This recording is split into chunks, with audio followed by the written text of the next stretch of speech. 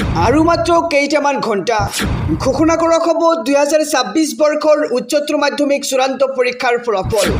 লাখ লাখ শিক্ষাৰ্থীৰ অপেক্ষা কেৱল পুৱা 10:30 27টা ৱেবছাইটযোগে প্ৰকাশ পাব 2026 বৰ্ষৰ উচ্চতৰ মাধ্যমিক চূড়ান্ত পৰীক্ষাৰ ফলাফল।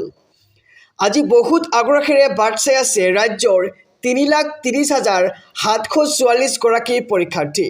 কাৰ নাম আহিব প্ৰথম, দ্বিতীয় আৰু তৃতীয় স্থানত? কোনে লাভ কৰিব সৰ্বশ্ৰেষ্ঠ নম্বৰ? আজি 10:30 পিছত শেষ হ'ব লক্ষণীয়। 2026 বৰ্ষৰ উচ্চতৰ মাধ্যমিক চূড়ান্ত পৰীক্ষাত অৱতীৰ্ণ হৈছিল 3,30,744 গৰাকী পৰীক্ষাৰ্থী। তাৰ ভিতৰত কলা শাখাত অৱতীৰ্ণ হৈছিল 2,47,856 গৰাকী পৰীক্ষাৰ্থী।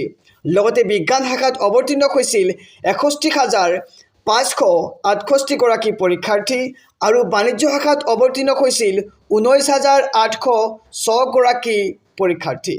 গতিকে আজি তিনিওটা শাখাৰ ফলাফল একেলগে ৰাতিপুৱা 10:30 মুঠ 27টা ৱেবছাইটযোগে লাভ কৰিব শিক্ষাৰ্থীসকলে। তোমালোকৰ মোবাইল ফোনত অতি সহজেই কেনেকৈ চাবা নিজৰ ফলাফল, এইখন ভিডিঅ'ৰ ডেছক্ৰিপশ্যন আৰু আই কাৰ্ডত মই এখন ভিডিঅ'ৰ লিংক দিছোঁ। তোমালোকে ভিডিঅ'খন চাই তোমালোকৰ ফলাফল চেক কৰিব পাৰা।